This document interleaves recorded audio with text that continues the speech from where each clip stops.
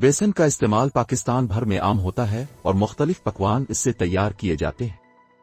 چنوں کے آٹے سے بنے پکوڑے تو ہر ایک کو پسند ہوتے ہیں، جبکہ دیگر متعدد مزیدار پکوان جیسے بیسن کی روٹی اس سے تیار کیے جا سکتے ہیں۔ ہر جگہ آسانی سے دستیاب بیسن کا استعمال صحت پر کیا اثرات مرتب کرتا ہے، اس کے بارے میں آپ کو ضرور جاننا چاہیے۔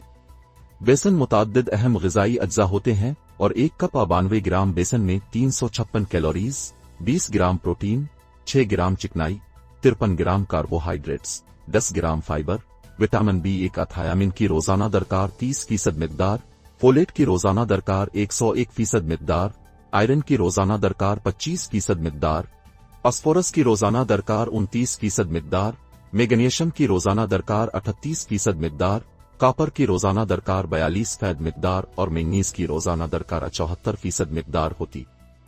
فولیٹ وہ اہم وٹامن ہے جو حاملہ خواتین کے لیے اہم ہوتا ہے، جبکہ خون کی کمی سے بچانے میں بھی مدد فراہم کرتا ہے۔ چنوں میں صحت کے لیے فائدہ مند اینٹی آکسائڈنٹس پولیفینولز موجود ہوتے ہیں۔ یہ اینٹی آکسائڈنٹس ایسے مرکبات ہوتے ہیں جو غیر مستحکم مالیکیولز، جن کو فری ریڈیکلز بھی کہا جاتا ہے، سے مقابلہ کرتے ہیں۔ جسم میں گردش کرنے والے فری ریڈیکلز متعدد امراض کا باعث بنتے ہیں۔ اسی طرح تحقیقی رپورٹس کے مطابق بیسن پراسس غذاؤں میں موجود نقصان دہ مرکبات کی سطح کو بھی کم کرتا ہے۔ یہ نقصان دہ مرکبات کینسر کا باعث بھی بن سکتے ہیں، جبکہ تولیدی صحت، اعصاب اور مسلز کے افعال کے مسائل کا خطرہ بھی بڑھاتے ہیں۔ بیسن سفید آٹے کا بہترین متبادل ہے، بالخصوص اس وقت جب آپ جسمانی وزن میں کمی لانے کے لیے کیلوریز کی مقدار میں کمی لانا چاہتے ہوں۔ ریفائنڈ سفید آٹے کی 92 گرام مقدار کے مقابلے میں بیسن کی اتنی ہی مقدار میں 25% کم کیلوریز ہوتی ہیں، یعنی توانائی کی کثافت کم ہوتی ہے۔ توانائی کی کثافت اور غذا کی مقدار جسمانی وزن کے حوالے سے اہم کردار ادا کرنے والے عناصر ہیں۔ محققین کا کہنا ہے کہ کم کیلوریز والی غذاؤں کا انتخاب جسمانی وزن میں کمی لانے کے حوالے سے کم کھانے کے مقابلے میں زیادہ مؤثر ہوتا ہے۔ 12 ہفتوں تک زیادہ جسمانی وزن والے افراد پر ہونے والی ایک تحقیق میں دریافت کیا گیا کہ کم کیلوریز والی غذا کے استعمال سے اس عرصے اتنی ہی مقدار میں زیادہ کیلوریز کھانے والوں کے مقابلے میں جسمانی وزن میں 1.8 سے 3.6 کلوگرام کمی آئی۔ یعنی سفید آٹے کی جگہ بیسن کا استعمال غذائی مقدار میں کمی لائے بغیر کم کیلوریز کو جذب بدن بنانے میں مددگار ثابت ہوتا ہے۔ محققین عرصے سے یہ خیال ظاہر کر رہے ہیں دالیں اور چنے بھوکا کھانے کی اشتہا کو کم کرتے ہیں۔ ایک تحقیق میں دریافت کیا گیا کہ دالوں اور چنوں پر مشتمل غذا سے کھانے کے بعد پیٹ بھرنے کا احساس 31% تک بڑھ گیا۔ بیسن سے کھانے کی خواہش بھی ہوتی ہے، مگر اس حوالے سے شواہد ملے جلتے ہیں۔ ماہرین کے خیال میں بیسن سے بھوک زیادہ اس لیے نہیں لگتی کیونکہ وہ بھوک کو کنٹرول کرنے والے ہارمون گیریلین کو ریگولیٹ کرنے میں مدد فراہم کرتا ہے۔ بیسن میں کاربوہائیڈریٹس کی مقدار سفید آٹے کے مقابلے میں 50% کم ہوتی ہے، جس کے باعث بلڈ شوگر پر اثرات بھی مختلف ہوتے ہیں۔ گلیسیمک انڈیکس (GI) کہ وہ پیمانہ ہے جو بتایا کہ کون سی غذائیں بہت تیزی سے بلڈ شوگر کو بڑھاتی ہیں۔ ہمارا جسم گلوکوز کو توانائی کے لیے استعمال کرتا ہے، تو اگر کسی غذا کا GI انڈیکس اسکور 100 ہو تو اس کا مطلب ہے کہ بلڈ شوگر بہت تیزی سے بڑھتا ہے۔ سفید آٹے کا GI اسکور 70 ہے، جبکہ چنوں کا صرف 6، جبکہ بیسن سے بنی اشیاء کا اسکور 28 سے 35 ہوتا ہے۔ اس کا مطلب یہ ہے کہ ان کو کھانے سے بلڈ شوگر کی سطح میں سفید آٹے کے مقابلے میں بتدریج اضافہ ہوتا ہے۔